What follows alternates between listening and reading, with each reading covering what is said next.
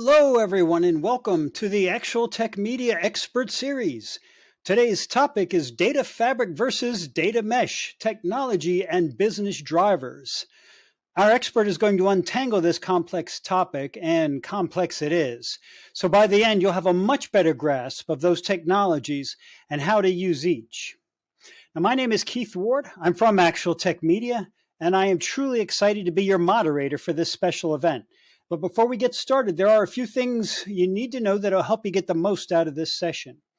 First of all, we want this to be an informative event for you, so we encourage any questions in the questions box in our webinar control panel. We'll have a dedicated Q&A session at the end of the presentation. That Q&A panel is also the place to just say hello, which a lot of you have been doing already. Keep letting us know where you're logging in from. It looks like a little bit of everywhere right now. The panel is also the place to let us know if we can help you if you have any technical issues. A browser refresh will fix most issues you've got, but if that doesn't work, let us know in the Q&A, and one of our fine folks will hop on it and we'll get it solved.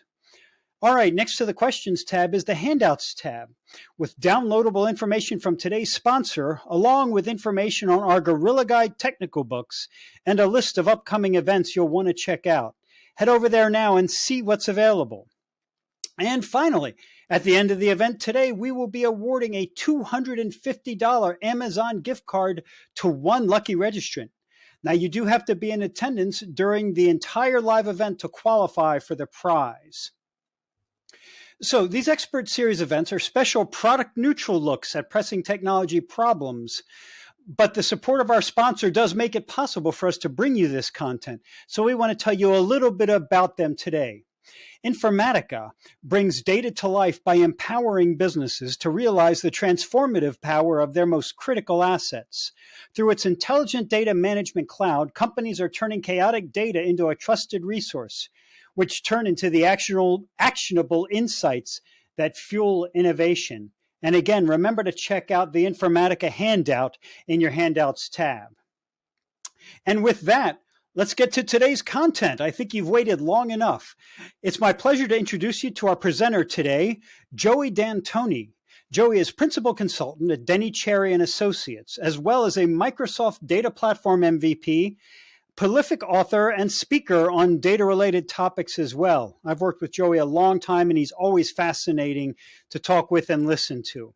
Now, I'm going to join Joey at the end of his presentation to answer some of your great questions, which I know are going to be coming in. So, Joey, if you're ready, the floor is now yours.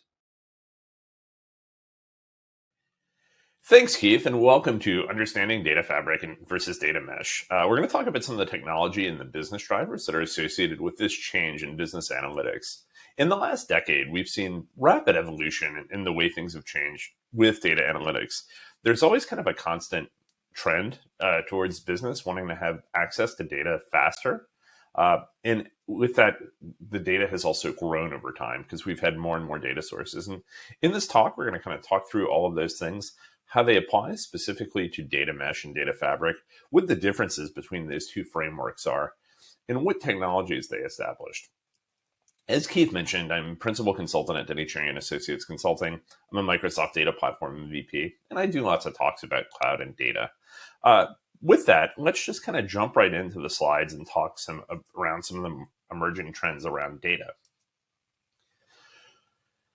I feel like I could have had this slide 10 years ago, and I could have had this slide 20 years ago, and it really wouldn't have changed much, except for maybe the cloud. That's been kind of the big paradigm shift, but everything else has remained constant throughout my IT career. There's always more data. I remember, when it was a big deal to have a terabyte. I also kind of remember when it was a big deal to have a petabyte, and now I can deploy a petabyte of storage in a cloud virtual machine in about 30 or 40 seconds. It's kind of incredible how volumes have shifted. This has been mainly because of a number of things. The biggest is just the sheer amount of sensors and IoT devices that companies use.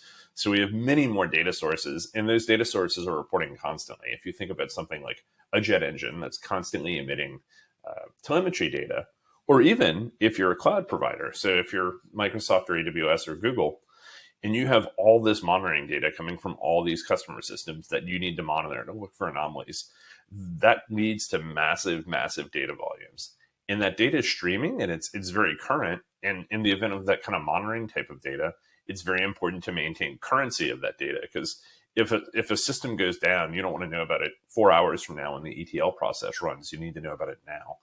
So I feel like, and I always joke that this is my first law of business intelligence, but as companies invest in business intelligence and data analytics, whatever we want to call it this month, there's always this trend towards having more data sources and getting closer to real time. Frequently, a lot of organizations that are new to the space will start out by having an ETL process that runs once a day. So they get a data refresh, sales, inventory data comes in once a day. Inevitably, that's gets reduced down to, say, 4 hours, which is about the limit of what you can do kind of practically with just a traditional ETL without having to do change data capture or streaming or anything like that. And then also invariably, eventually, the business will demand that they get near real-time reporting. And that gets trickier to implement. And that's where we get into these new technologies. So it's kind of interesting to see the way some of these trends have changed. One of the things the cloud has really introduced is the notion of object-based storage. And we kind of take this for granted now, probably almost 15 years into the cloud, that this was something that Amazon really introduced first by the concept of S3, which stands for Simple Storage System, I believe, where each file is an HTTP endpoint. This in turn kind of led to the concept of data lakes, which was something that built on top of what we gained from Hadoop, where we had a distributed file system and we learned about all these various better ways to store massive amounts of data. The main goal of that was to separate data from compute, which allowed us to store more data. We always like to talk about terabytes and petabytes of data, but as somebody who's spent a good portion of his career doing database administration work, I can tell you that once you get beyond 5 terabytes within a database, everything gets hard. It's still manageable. Trust me, there are relational databases that have close to petabytes of data, but they require a lot of hardware, and getting that data that's sitting in a big database where it's contained and it can only be moved as a self-contained unit is a very big problem. Even with all the bandwidth in the world and the fastest SSDs, moving 5, 50, 100 terabytes of data is really difficult. So by decentralizing compute and storage was really kind of one of the goals of Hadoop, but it's something that has really gone further in the cloud with just storing data in a data lake and being able to bring compute to that data and perform our analysis. One of the other trends here is that storage has gotten cheaper over time. This is mainly due to the cloud providers, I think, kind of forcing the price down. But the cost of storing data and persisting data has gotten much better. So organizations will keep more data. They'll consider ingesting sources that might have been considered lower value in the past because of the storage costs associated with them. A good example of this might be sentiment analysis data from social media. But they can store this data. However, the cost of processing your data has not. Compute is still, especially in a cloud world, is relatively expensive. But we also have the ability to kind of rent compute, which really works especially well for a lot of these kind of data experiments that we're going to talk about. So those are all the general trends that I see around the data industry. And let's look into how that feeds into data mesh and data fabric. Both of these concepts, to me, are rather organizational related. So it's not so much about a technology solution. It's how organizations implement data. And there are some technology components, so we'll talk about that. But let's kind of dive into these. A data mesh is just a design concept that's more about people and processes, whereas a data fabric is an architecture that helps us tackle metadata and data complexity. Data mesh is an approach coined by data professional Zhamak Dehghani that advocates for a decentralized data architecture. Each business domain within a larger organization is responsible for hosting and preparing and serving its own data to its own domain, so its own organization, and then the larger audience within the organization. The goal of this is to allow us to have flexible and autonomous data teams that build and manage their own data products. And this helps promote data ownership and accountability. This is something you've seen in organizations that are very data driven, like Netflix. I don't know that they've implemented a data mesh per se, but they've built out their structure like this. Gartner, for example, calls a data mesh a solution architecture for the specific goal of building business-focused data products. On the other hand, a data fabric is a more centralized approach to data architecture. Gartner calls it a design concept that serves as an integrated layer or fabric of data and connecting processes. The goal of this is to set up a single source of truth for data. This helps ensure data quality, consistency, and security while allowing different teams to access and manage data easily. One of the key pieces of this is data governance, and we'll talk more about that later in the importance of it. But the data fabric just expands on the architecture of the traditional data warehouse. It also includes a lot more building blocks, so kind of more of a modern architecture, like a data pipeline, data access, a data lake, data ingestion, and even data visualization. Then the other elements are the metadata that we have. So we have our technical metadata, which involves things like database schemas, log files, data models. The operational aspects of the fabric, where we have ETL processes, extract, transform, and load, if you're not familiar, data lineage, the performance of the system. We also have business elements, so things like autonomy and taxonomy. The goal of these things are to make the data more identifiable for business users, so they don't necessarily have to understand the concept of a table or maybe not even write SQL. And then socialize. So we want to have it easy and save queries and views and feedback. So we want to have a loop where it's easy for our business users to help improve the quality of the data. And one of the things that I find so interesting about a data fabric is, to me, it's not just an approach to data, it's an organizational strategy. Fundamentally, the concept is really about collecting data and making it available via a series of purpose-built APIs, or even a direct connection to the data stores for tools that don't support APIs. But it's making the organization kind of data-centric and focused on data quality. The data mesh, the difference here is kind of it involves building data products via copying data into specific data sets for specific use cases, but they're built by the organization who owns and keeps that department or domain data.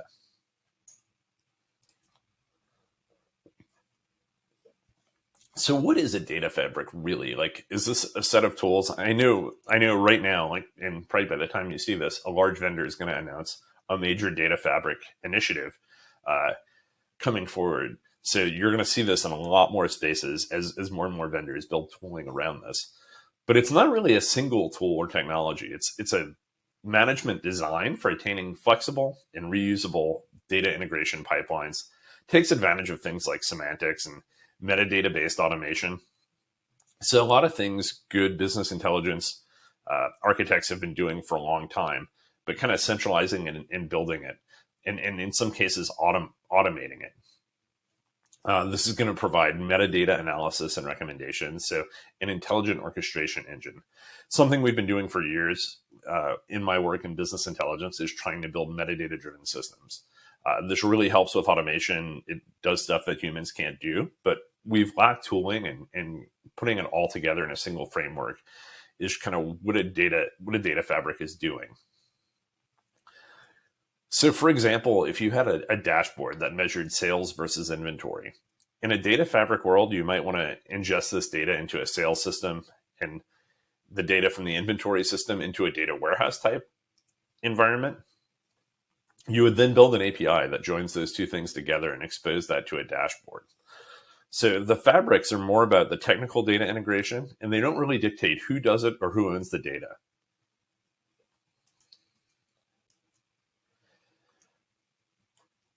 Unlike a centralized and monolithic architecture built on a data warehouse or even a data lake, when we talk about data meshes, we're talking about a highly decentralized data architecture. This is mainly going to be something that you're going to see in much larger organizations, just because of the nature, and some of this can be political as well. But a data mesh really tries to solve three problems with a central data system.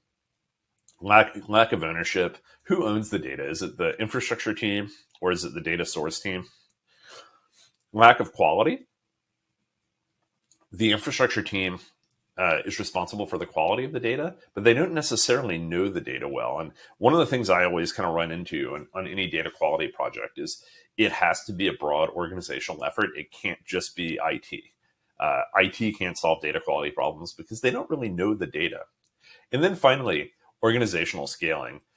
Does the central team managing the system become the bottleneck within an enterprise data lake or warehouse? In a mesh model, the goal is to treat data as a product, which each data source having its data project manager or owner, or product manager, excuse me, not project manager, and having its own clearly focused domain. That domain's its own offering, which is one of the fundamental building blocks of this mesh concept, leading to a architecture that's driven by these domains and is distributed across systems. For performance reasons, you could have a domain that does aggregate data from multiple sources, but each domain should be discoverable and addressable, secured, and self-describing. And each domain will typically store its data in a data lake. And in many cases, we'll have a copy of some of the data in a relationship. And the benefits of this include that domain level ownership, decentralization, and computer scalability. We're kind of scaling out as opposed to scaling up the way we may have with the data warehouse. Innovation and agility, because each of these teams can have autonomy over their own data products, so they can experiment with new technologies and ensure their approach best supports their domain requirements. We also get cross-functional collaboration. So this encourages data sharing and standardization of APIs across your organization. Once again, this is something that you kind of need some leadership to drive, because those teams aren't going to inherently work together. They may fall into it, but it's something that you want your leadership to drive. And then finally, tailored data quality. This allows domain teams to implement data quality measures that are specific to their domain requirements. This is kind of important, and this kind of ties back to that IT can't do data quality approach, because as we know, the teams that are closer to their data will better understand their data and know what it's kind of supposed to be. And then finally, the final component in data mesh is we have data infrastructure as a platform, so almost its own set of services. And this provides storage, data catalog, pipeline, and access control. And the main idea here is to avoid duplicating effort. This will allow each data product team to build the data products quickly. With a data fabric, this is that more centralized approach to data architecture with the central sources of the truth for data. The goal of this is to provide central data quality, consistency, and I know we're talking about data quality in both technologies. They're kind of, one is a holistic approach and one is a domain-specific approach, and that's kind of the key difference. But the benefits we get with a data fabric, we get a unified platform, which does simplify data integration. It's much easier to conceptualize storage, processing, and access across organizations. This is probably something much easier to pull off in a smaller organization where you might not have as many experts in a specific data technology or like data folks in business organizations. That's another thing to think about. It makes it easier to enforce standardization and consistency. That data governance is all in one place. We can more easily use a centralized system. It gives us streamlined analytics and reporting. This makes it easier for users to view and analyze data from multiple sources, hopefully giving us faster time to business insight. It also allows users to trace the origin and transformation of the data. This builds trust in the data and facilitates better decision making. And it is a simpler data infrastructure than a mesh solution would be. It abstracts the integration process of different data sources and technologies and makes it a little bit easier for users to work with and access that data. When we compare these things, just compare and contrast as always, the data mesh, teams are going to own and manage their own data products. This is best suited for organizations that have cross-functional collaboration and autonomy. In a data fabric, you set up a unified data access layer across the organization. This is good for centralized IT and data management teams, but may not be as good for the business.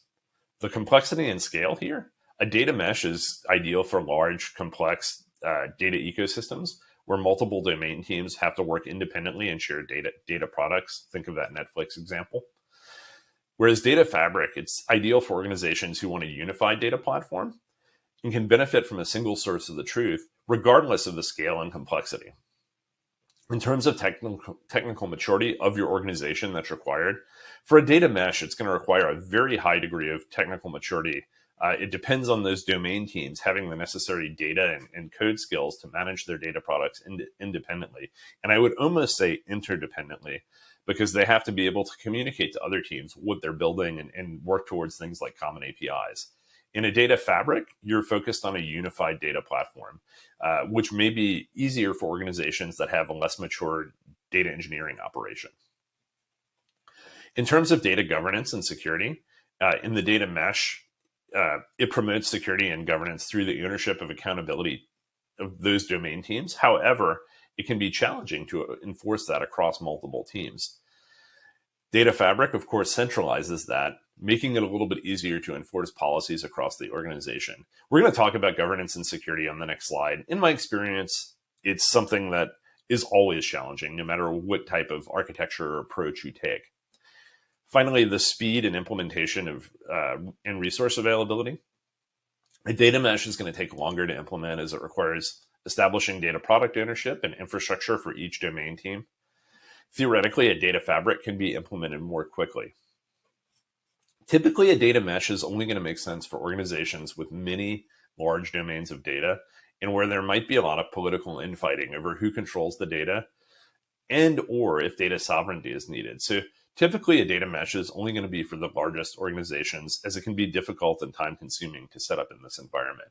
I would also add to that it's going to be organizations that are heavily data-focused.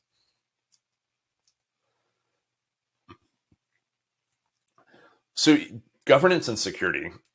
I'm going to start with governance, and then we'll step back to security. Governance is something that, to me, is very understated and heavily ties into security, because we need to know what data assets we have where within our organization and where they are and what's vulnerable and what's encrypted. And frequently it feels like this could fall back into IT, but it's really an organizational thing, because IT doesn't necessarily know what columns in a database or which Parquet files in a data lake are the ones that need, excess layers of security. It really requires an organizational level cross-functional team to support this. And the data mesh concept is going to rely on those data domain teams taking, full ownership of their data products and adhering to your organizational standards. However, with a data fabric, you centralize that. That decentralized approach to data management in a data mesh can lead to tailored security measures that are specific to the needs of each domain. Some data, maybe inventory data, or I guess inventory data could be pretty proprietary, but you might have some data that's very, very, I have a customer who deals with real estate data, and most of their data is public records. So from a data security perspective, they don't have that many needs. Whereas if they had data on who owned the homes, that data would be much more sensitive and would need much further care. So different types of data does require a different approach. However, even in a data mesh, it does require a high degree of coordination across teams to make sure that the teams are being consistent in how they secure their data. In a data fabric, it's easier to enforce centralized security policies because you have one unified data layer and one set of access controls, one way to do encryption. It also centralizes data governance, which does make it a little bit easier. And having a unified approach to governance is good. Basically, with a data fabric, you're trying to manage one system, whereas with a data mesh, you're trying to manage a series of systems. And the security and governance of this can be challenging because when you have a decentralized system, you have a lot more points of ingress. So think about this carefully. Think about the teams you have and the teams you manage before you try to consider which approach to take. I always feel like data governance is probably the most important thing in technology, especially for data-centric organizations. And it's one of the things we talk about the least because it's not exciting, it's not technical, it's not a new feature, it's not code. While there are solutions that support data governance, there's no magic bullet that we can just buy and implement to do data governance. You have to do hard work to do it.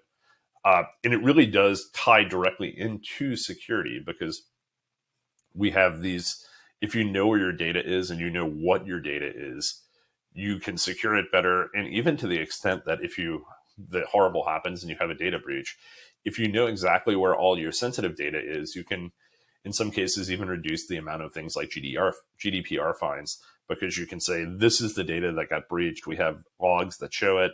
We know what data was in these files. So you're down to a subset of the data that was breached. Data quality.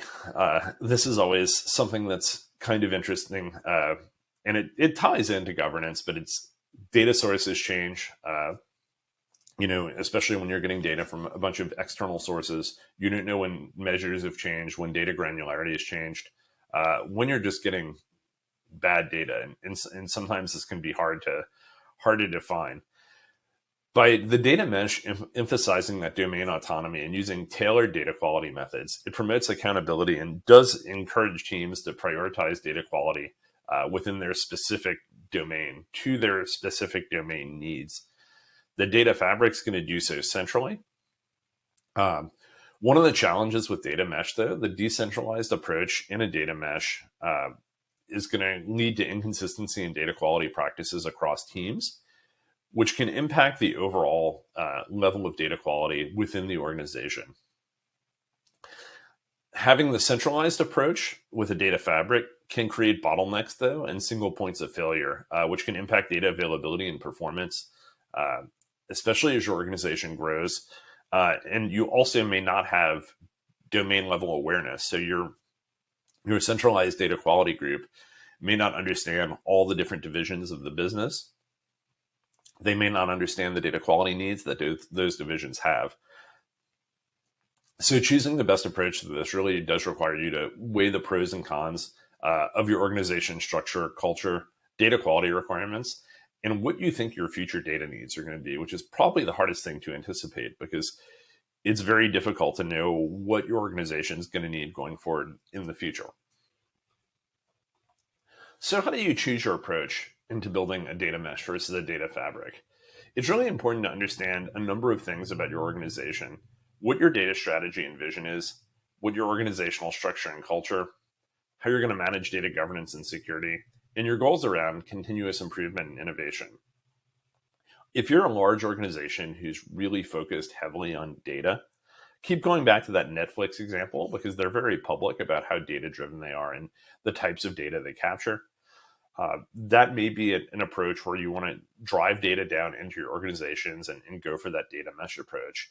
If you're a smaller organization, or if you're newer to using data, a data fabric design where you have a centralized organization that manages that can be a better approach.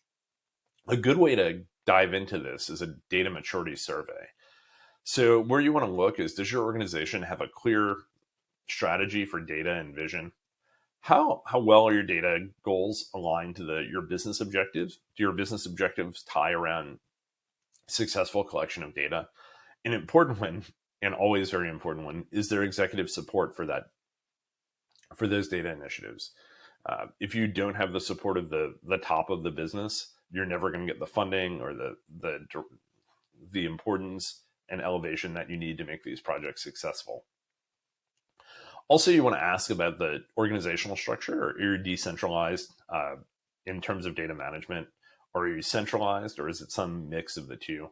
Typically, in most organizations that I observe, it's a mix of the two.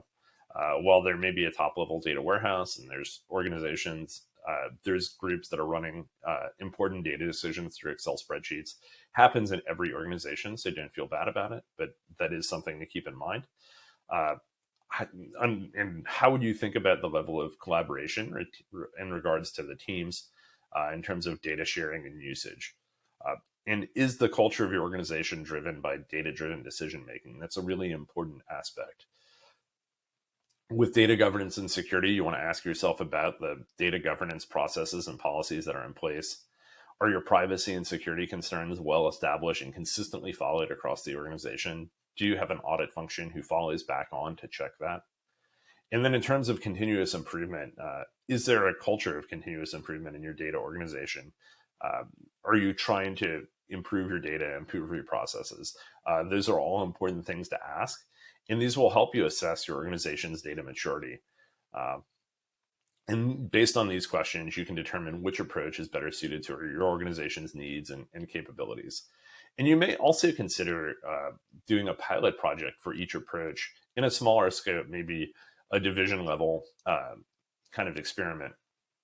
And you can assess the suitability in your organization and how that works out. Data maturity is something that's really important to think about. So when you survey business users who need data and insights, you want to think about the following kind of points. Data accessibility and democratization. So how easy it is for your users to access data they need to do their work. Are there any barriers or bottlenecks to bringing data together from different sources? Data quality and trust. How confident you are in the accuracy and reliability of your data that you use for daily workflows? Well, I've worked with customers where they weren't even sure what their sales were. There was an organization we worked with where we were brought in so they could sell the company. They needed to know how much the company was worth, and they couldn't clearly establish that. On the other hand, I've also worked with organizations that have incredible data down to the product SKU level where they can quickly get any sorts of data. Data relevance and timeliness. How long does it take for your data to be available and up to date? And are there delays in receiving data that impact decision making? You want to look at data literacy and training. So your end users, how confident are they to be able to understand and interpret data for their work? And are there any data related skills or training that you would really feel like would be beneficial? And then finally, tooling and self-service. How comfortable is your staff with the tools and platforms they have for data access and analysis? Are they using modern fancy reporting systems that can do all sorts of in-memory operations and compare and contrast over periods? Or do they have an Excel spreadsheet from 2003? Neither of these are wrong, but it does really help you to understand where your maturity with that data is. And do you even have tools or self-service capabilities, or is everything kind of forced down through like a traditional reporting system?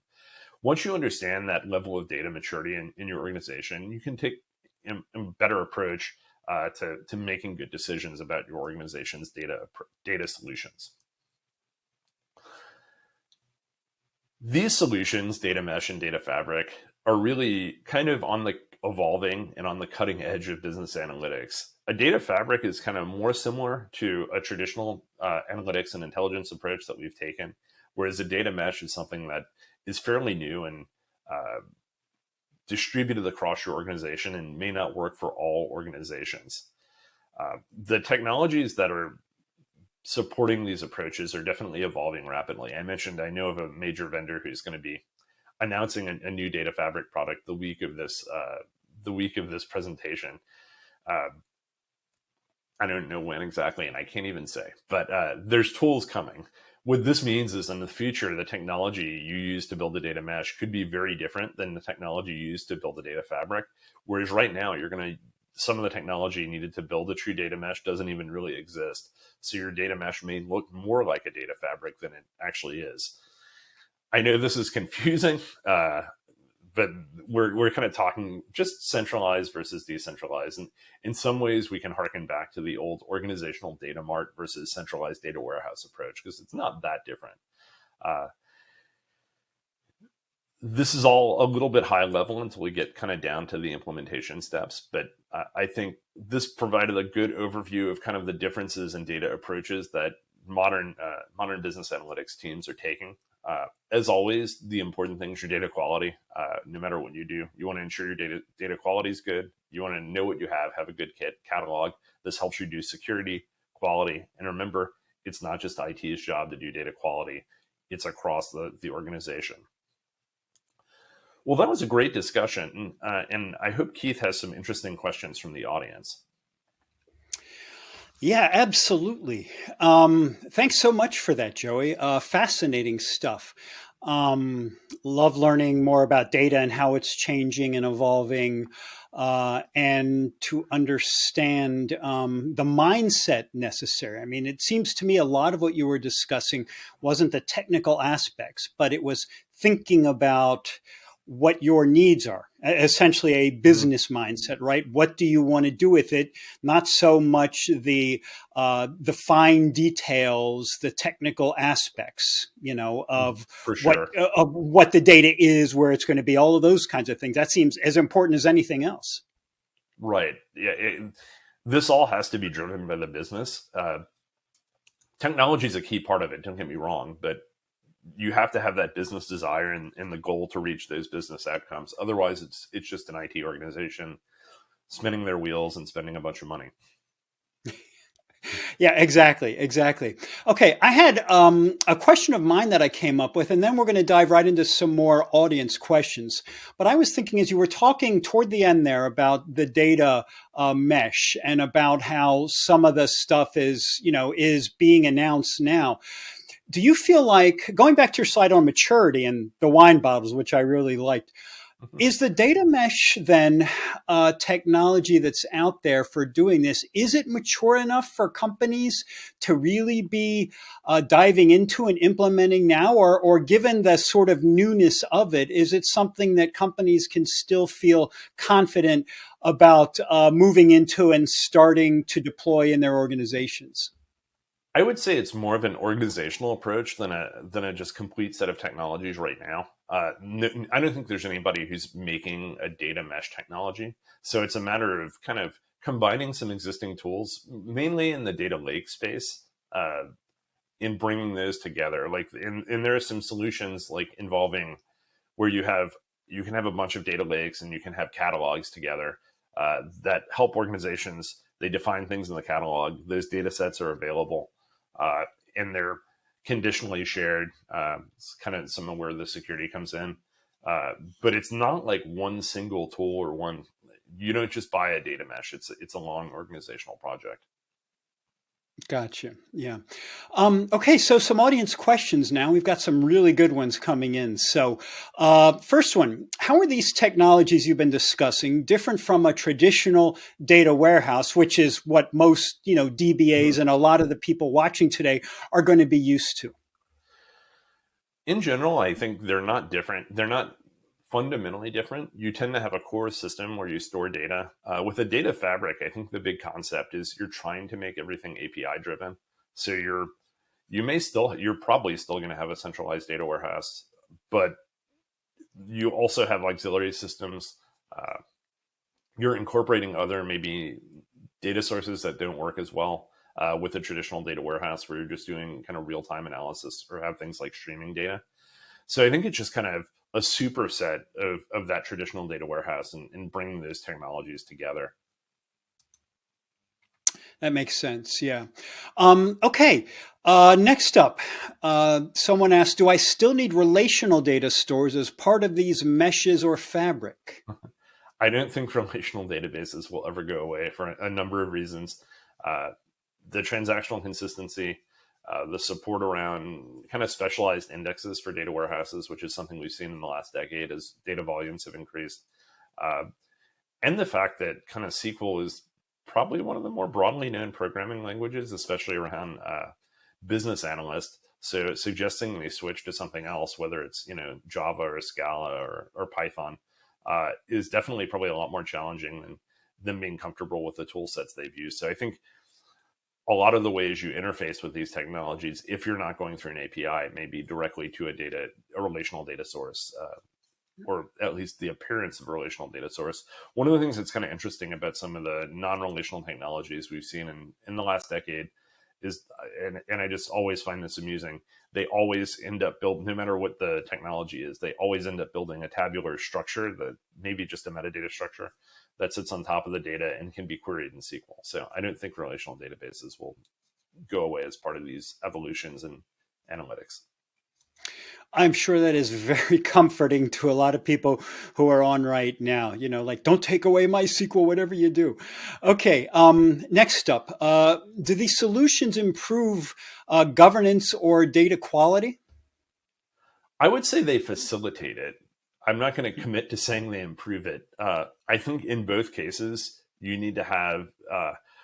I like the data mesh approach because it decentralizes data quality, and I think centralized data quality can be a challenge because it can kind of become an ivory tower. Uh, Whereas, and this ties back into culture and kind of us talking about these concepts. They're not just like a technology thing. But if you're going to have a data mesh, you're trying to drive a culture of data into your organization. So they're going to have a goal of ensuring that that data quality is there. But I think at the same time, you need some centralized function to kind of give that a back check. And whether that's, just an organization that's focused on it or quality metrics and driving people's bonuses based on their data quality. But yeah, neither Data Fabric or Data Mesh is going to do governance for you. With Data Fabric, it gives you a central place to do data governance. You still have all the problems. In Data Mesh, it's distributed, and it's important to drive that culture of data quality. Right, right. Great. So next up, what are the major challenges you see that you find of implementing a data mesh? What are they going to be up against? It's really having people. It's a people problem. Having enough people distributed throughout your organization that know and understand data, have that data mindset, and also have the data engineering skills to do those tasks. Even though we've had a kind of period of layoffs in technology organizations, it's still really challenging to find data engineers who have both domain knowledge of your business and can do the day-to-day engineering that's required to build out a data mesh solution where you're driving them into an organization. That's one of the reasons why we say it's mainly suitable to much larger organizations who are going to have just the sheer volume of people you're going to need to be able to pull that off. Right. Okay. And finally today, Joey, is there any situation that you can think of where you could have both of those ideas, a data mesh and a data fabric? Are there some organizations large enough, or is there any benefit or any possibility of doing both kinds in an organization, or do you have to kind of pick one or the other? I don't know that there's any benefit, and ideally you would pick one or the other, but I can definitely see in large organizations that have many divisions and are messy. Let's just face it, like large organizations, governments have different types of teams that are going to want to take different approaches. Those teams may not have fully centralized management. I've seen very large organizations that have multiple CIOs across their environment. They may take multiple approaches to this. And I don't want to say that's fine or that's going to be an ideal solution, but any data focused approach, if they do both of them and they do both of them well, it's probably going to be an improvement over where they were without a clear focus on data. So I think that's always a net positive. But yeah, I don't think there's any super benefit to doing both approaches at the same time. Okay, great. Thanks for those answers. I do think it's fair to say, wrapping up here today, that one thing you can't do is kind of ignore these options any longer. With the amount of data being created, how it is exploding all over the place, and it's everywhere now. It seems like the time for sort of waiting and seeing what's going to happen and whether we can do everything we need with just a simple data warehouse. Those days feel to me like they're gone. Would you agree with that? Yeah, for sure. Or just the velocity of data is such that it's very challenging not to move to a more modernized approach. For sure. All right, Joey D'Antoni. Well, thanks for joining us on this expert series today. You truly are an expert, and we really appreciate your insights. It was a fascinating talk. Thanks a lot, Keith. I appreciate it. It was fun. Joey, it is always a pleasure to talk data with you. Thanks so much for your time and your insights. I think we're going to have to leave it there for today because it's time for the Amazon gift card prize drawing. And the winner of today's $250 Amazon gift card is Andrew Sparks from Missouri. Congratulations, Andrew. We'll be in touch very soon to get you your card. And with that, on behalf of the Actual Tech Media team, I want to thank Informatica for making this event possible. And I want to thank Joey for being here and for all of the knowledge he dropped on us today. And thanks to you, as always, for attending and for your great questions. You are the reason we do this, and we hope you learned a lot. So that concludes today's event. Have a great rest of your day.